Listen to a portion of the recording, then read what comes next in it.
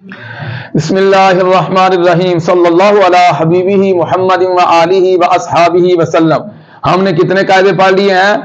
12۔ اب ہم 13واں قاعدہ پڑھیں گے۔ اس 13ویں قاعدے کا نام ہے توالی اربع حرکات والا، یعنی ایک کلمہ پہ 4 حرکتوں کا پے در پے آنا، لگاتار آنا، یہ کیا ہے؟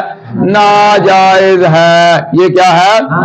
ناجائز ہے۔ ایک کلمہ پہ 4 حرکتوں کا پے در پے آنا ناجائز ہے۔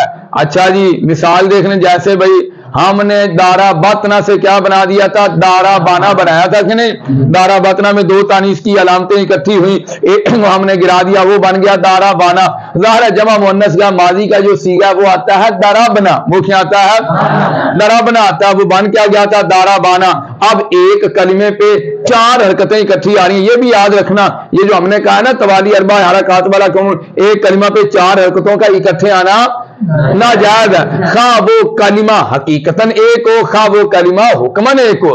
یہ جو نا دارا بانا، یہ ایک کلمہ نہیں ہے، حقیقتاً ایک کلمہ نہیں ہے، یہ حکماً ایک کلمہ ہے۔ یہ بھائی یہ جو ہم نے آخر میں نون ضمیر لگائی ہے، نون ضمیر بار مرفوع متصل علامت جمع مؤنث و ضمیر فاعل، یہ مستقل الگ کلمہ ہے، یہ فاعل بن رہا ہے۔ کیا بنے گا؟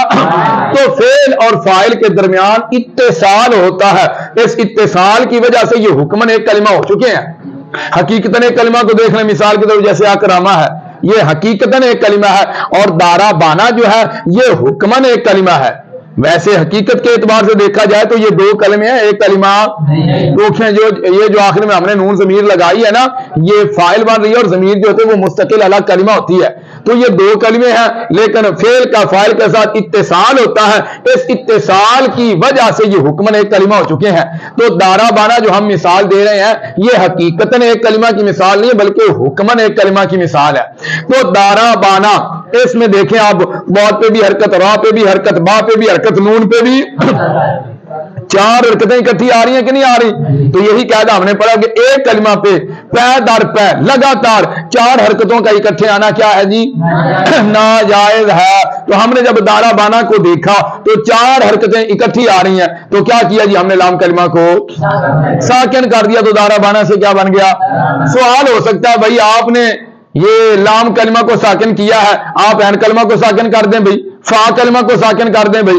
اگر بھائی ہم فا کلمہ کو ساکن کرتے ہیں تو ساکن سے تو ابتدا کرنا ہی محال ہے، ہم بہت کو ہی ساکن کر دیں، کوئی پڑھ ہی نہیں سکتا، مجبوری ہے، فا کلمہ کو ساکن کر نہیں سکتے۔ اچھا جی، عین کلمہ ساکن تو کیا جا سکتا ہے، لیکن ہماری مجبوری ہے عین کلمہ کو بھی ساکن کیوں نہیں کر سکتے بھائی؟ اگر اس کو ساکن کرتے ہیں تو عین کلمہ باب کی علامت ہے، اور بھائی باب کون سا؟ دارا با یضربو، کون سا باب ہے؟ تو دارا با یضربو کی علامت کیا؟ ماضی میں عین کلمہ مفتوح ہوتا ہے، اور مضارع میں عین کلمہ، یعنی جو ہم نے مجرد کے ابواب پڑھے ہیں نا، ان کا جو دار و مدار ہے نا پہچاننے کا، وہ عین کلمہ پہ ہے۔ ناصارہ ینصرو کی کیا علامت ہے؟ ماضی میں عین کلمہ مفتوح، مضارع میں عین کلمہ۔ سامیہ یسمع، ماضی میں عین کلمہ مکسور، مضارع میں عین کلمہ۔ فاتح یفتح کی علامت ماضی اور مضارع دونوں میں عین کلمہ۔ قارؤ یقرؤ، ماضی اور مضارع دونوں میں عین کلمہ۔ یعنی مجرد کے ابواب کی جو پہچان ہے وہ عین کلمہ پر موقوف ہے۔ عین کلمے کو دیکھیں گے کہ ماضی اور مضارع میں عین کلمہ کی حرکت کیسی ہے، تو اس حرکت کو دیکھ کر ہم پہچان پائیں گے کہ یہ کون سا باب ہے، یہ کون سا باب ہے۔ اچھا جی، اب ہم کیا پڑھ رہے تھے؟ توالی اربع حرکات والا قانون پڑھ رہے تھے، مثال پیش کر دی دارا بانا۔ بھائی عین کلمہ کو ساکن کرو، عین کلمہ کو ساکن نہیں کر سکتے کیونکہ عین کلمہ باب کی علامت ہے، اسے ساکن کر دیں گے پتہ نہیں چلے گا باب، تو مجبوری بن گئی ہماری لام کلمہ کو ساکن کرنے کی۔ کس کو؟ لام کلمہ کو ساکن کرنے کی مجبوری بن گئی، اس لیے ہم لام کلمہ کو کیا کریں گے؟ ساکن کریں گے۔ تو یہ دارا بانا سے کیا بنے گا؟ دارا بنا بنے گا، دارا بانا سے۔ لو جی، یہ بھی صحیح کا قاعدہ نمبر کتنا پڑھا ہے آپ نے؟ 13 پڑھا ہے، یہ بھی مکمل ہو گیا ہے۔